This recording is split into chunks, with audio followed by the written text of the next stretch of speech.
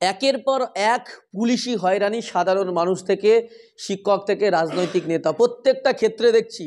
বিশেষ করে মুর্শিদাবাদে একেবারেই সাধারণ মানুষের উপরে পুলিশি হয়রানি চলছে।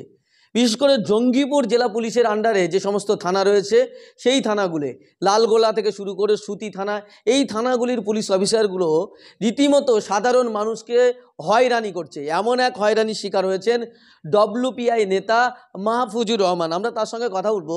সোশ্যাল মিডিয়ায় একটি পোস্ট শুধুমাত্র শেয়ার করেছিলেন, একটি খবর শেয়ার করার অপরাধে তার সঙ্গে পুলিশি যে হয়রানি হয়েছে, পুলিশ যাকে যেভাবে টর্চার করেছে, তাকে মানসিক ব্যতিব্যস্ত করেছে, সেই বিষয় নিয়ে আমরা সরাসরি কথা বলবো। প্রথমে আপনাকে জিআইতে স্বাগত জানাচ্ছি। ধন্যবাদ। প্রথমে আপনাকে জিজ্ঞেস করবো, কি কারণে আপনাকে পুলিশ ফোন করেছে বা পুলিশ নোটিশ পাঠিয়েছে, একটু যদি বলেন। কারণটা তো আমি নিজেও বুঝতে পারছি না, কারণ আমি ফেসবুকে অ্যাক্টিভ থাকি। আমি একজন শিক্ষক এবং রাজনৈতিক নেতৃত্ব হিসাবে ফেসবুকে লাগাতার আমার পোস্ট হয়। আমি গত 13ই নভেম্বর কলম পত্রিকায় প্রকাশিত যে 28 জন ব্যক্তির পিতা স্বামী প্রণবানন্দ মহারাজ শীর্ষক যে খবরটা ছিল, সেই খবর পেপার কাটিংটার আমি ওইটা শেয়ার করি।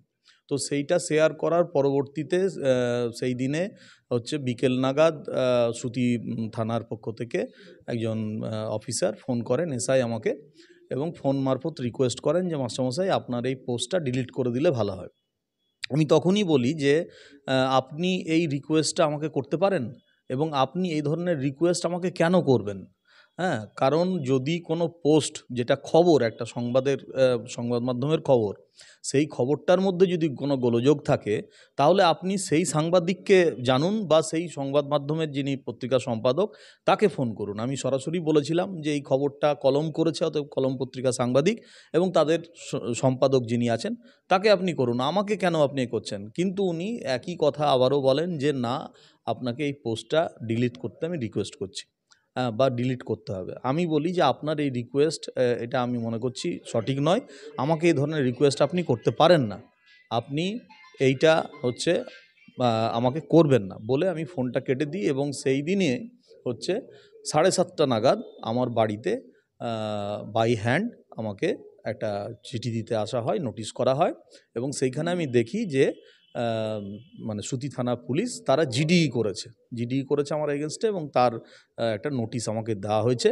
এবং সেখানে বলা হচ্ছে যে আগামী 3 দিনের মধ্যে আপনাকে লিখিত জবাব দিতে হবে যে কেন আপনি এই পোস্টটা শেয়ার করেছেন, এর সপক্ষে আপনি যুক্তি দেবেন এবং তার সাপোর্টিং ডকুমেন্টস দেবেন, এবং আপনার মোবাইলটি সঙ্গে করে নিয়ে আসবেন।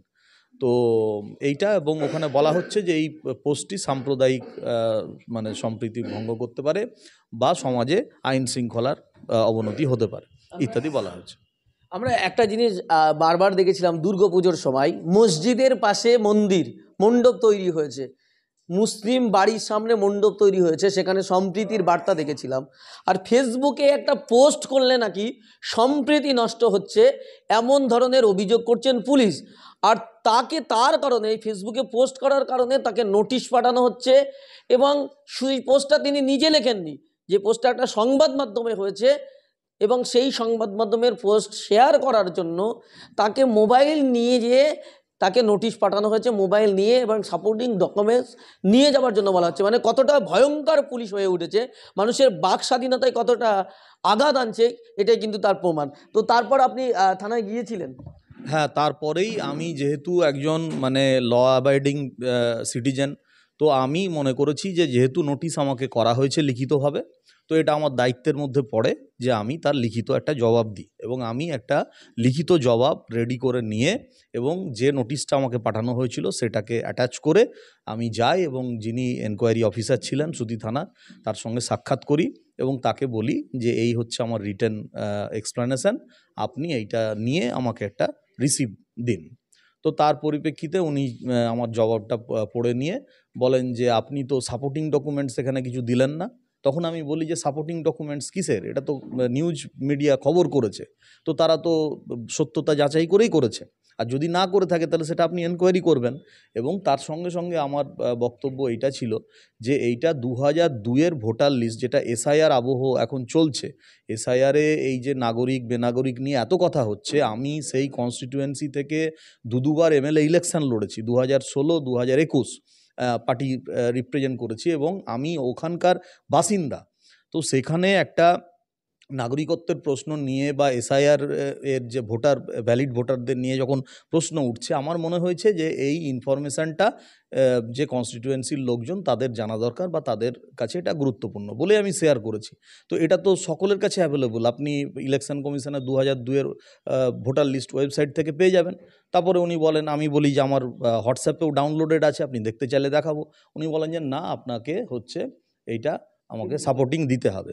তো আমি তখন বুঝতে পারিনি আসলে উনি আমাকে রিসিপ্টটাও দিতে চাননি আর কি। তো আমি ওইটা বলি যে ঠিক আছে, আমি তাহলে কয়েক মিনিটের মধ্যে এটা জেরক্স করে আপনাকে দিচ্ছি। আমি জেরক্স করতে বাইরে বেরিয়ে গেলে তারপরে উনি থানা থেকে বেরিয়ে যান এবং ওনাকে ফোনেও আমি পাইনি। তো এই হচ্ছে অবস্থা। হ্যাঁ, এই অবস্থায় এই যে একটা ফেসবুকে পোস্ট করার জন্য আপনাকে ডাকা হচ্ছে, আপনাকে নোটিশ দেওয়া হচ্ছে, আপনি একজন পলিটিক্যাল ব্যক্তিত্ব, আপনি একজন সরকারি শিক্ষক, টিচার, কি মনে হচ্ছে এইটা গণতন্ত্র এটা? না না, এই জিনিসটা যদি আমার সঙ্গে হতে পারে, আমার সবচেয়ে আশঙ্কার বিষয় যে সাধারণ নাগরিক যারা এত আইনের মারপ্যাঁচ বোঝে না, হ্যাঁ, এবং যারা রাজনীতির সঙ্গেও সম্পৃক্ত নয়, তো তাদেরকেও তো এই ধরনের নোটিশ নিশ্চয়ই এই থানার পক্ষ থেকে তাহলে করা হয়, তাহলে তাদের পরিস্থিতিটা কি হতে পারে। তো তারা যখন এই জায়গাটায় পৌঁছে গেছে যে একজন রাজনৈতিকভাবে সচেতন ব্যক্তি, একজন শিক্ষক, সমাজের গণ্যমান্য ব্যক্তি, তাকেও এইভাবে নোটিশ করছেন এবং তার জবাবটাকে রিসিভ করছেন না, হ্যাঁ, তাকে হেনস্থা করছেন বলে যে সাপোর্টিং ডকুমেন্টস দিতে হবে, তাহলে বাকিদের ক্ষেত্রে কি হতে পারে সেইটা আমি আশঙ্কা আমার হচ্ছে এবং সেটা ভেবেই আমি খুব আশ্চর্য হচ্ছি। এবং নিঃসন্দেহে এটা তো একেবারে গণতন্ত্রের কণ্ঠরোধ করার চেষ্টা এবং এটা পুলিশের অতি সক্রিয়তা। আমি বলবো যে সমাজে আমাদের অনেক ঘটনা ঘটে থাকে, অনেক স্টেটমেন্ট অনেকে দিয়ে থাকে, অনেক মানে কুরুচিকর মন্তব্য বা সাম্প্রদায়িক হিংসা উদ্বেগ করতে পারে এরকম পোস্ট করা হয়ে থাকে, রাজনৈতিক নেতৃত্বরাও করে থাকেন। সে ব্যাপারে পুলিশের হয়তো সেই সচেতনতা থাকে না, আমরা দেখেছি অনেক সময় সেগুলোকে তারা এড়িয়ে যান।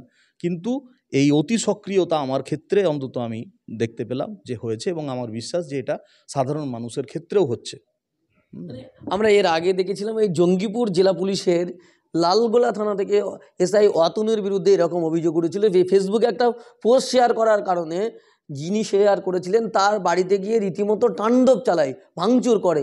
তারপর এই যে জঙ্গিপুর জেলা পুলিশের সুতি থানা থেকে অফিসার, সে আপনাকে এইভাবে নোটিশ পাঠাচ্ছে। এই যে জঙ্গিপুর জেলা পুলিশের বিরুদ্ধে এই যে এলাকার যে থানাগুলো রয়েছে, এই অভিযোগ কেন উঠছে? মুর্শিদাবাদের ক্ষেত্রে এই অভিযোগ বারবার কেন উঠছে? না, মুর্শিদাবাদের ক্ষেত্রে অভিযোগ উঠছে বলতে আমি আপনাকে বলি, বিষয়টা হচ্ছে যে আপনারা জানেন যে শামশেরগঞ্জে কাণ্ডটা হয়েছিল, শামশেরগঞ্জ এবং রঘুনাথগঞ্জে ওয়াকআপ ইস্যুতে, তার পরবর্তী পর্যায়ে পুলিশের যে তৎপরতা আমরা দেখেছি যে এই মুহূর্তে মানে প্রায় এই সমস্ত এলাকাটাকে সিসিটিভি ক্যামেরায় মুড়ে ফেলা হয়েছে এবং সেইটার সাইবার ডিপার্টমেন্ট তারা এটা উদ্বোধনও করে ঘোষণাও করেছে। সে সব কিছু খুব ভালো। কোনো এলাকায় সন্ত্রাস রুখতে বা কোনো ধরনের অপ্রীতিকর ঘটনা রুখতে পুলিশ উদ্যোগ নেবে, তারা সদা তৎপর থাকবে, সেটা খুব ভালো বিষয়।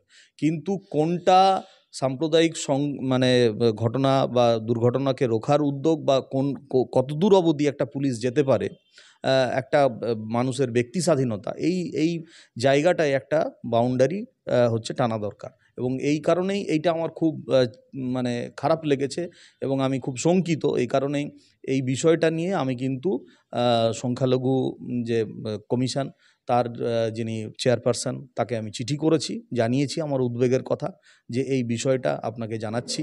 কারণ এই এলাকার এরকম হয়তো আরও অনেক সংখ্যালঘু মানুষের সঙ্গেও এই জিনিসটা হচ্ছে, যেটা আপনি হয়তো বললেন লালগোলায় হয়েছে, আমি জানি না, হয়তো প্রত্যেকটি থানাতেই মুর্শিদাবাদে এই ধরনের ঘটনা প্রতিদিনই ঘটছে, এটা হয়তো হচ্ছে। সর্বশেষ প্রশ্ন, সাধারণ মানুষের কাছে আপনি কি বার্তা দেবেন, আপনি যে অভিজ্ঞতা শিকার হয়েছেন সেই অভিজ্ঞতা থেকে? সাধারণ মানুষের কাছে বার্তা এটাই দেব যে আপনারা কোনোভাবেই অন্যায়কে সমর্থন করবেন না এবং নিজেরা অন্যায় করবেন না এবং অন্যায় দেখলে আইনের সহায়তা নেবেন। আমি এই ক্ষেত্রে যেমন আমি বলি যে এক্ষেত্রে আমার আইনি পিটিশন গেছে, হ্যাঁ, এবং আমি মনে করি যে কোনো সরকারি আধিকারিক বা সরকারি দপ্তর তারা আইনের ঊর্ধ্বে নয়। দেশের আইন এবং সংবিধান মেনে আমাদের সকলকে চলতে হবে, সম্প্রীতি এবং শৃঙ্খলা বজায় রাখতে হবে, এবং সেই সম্প্রীতি এবং শৃঙ্খলা বজায় রাখার দায় শুধুমাত্র নাগরিকদের নয়, এই দায় কিন্তু পুলিশ প্রশাসন সমস্ত দপ্তরের। অতএব পুলিশ প্রশাসনও কিন্তু অসাংবিধানিক এবং আইন বিরোধী কোনো পদক্ষেপ নিতে পারেন না।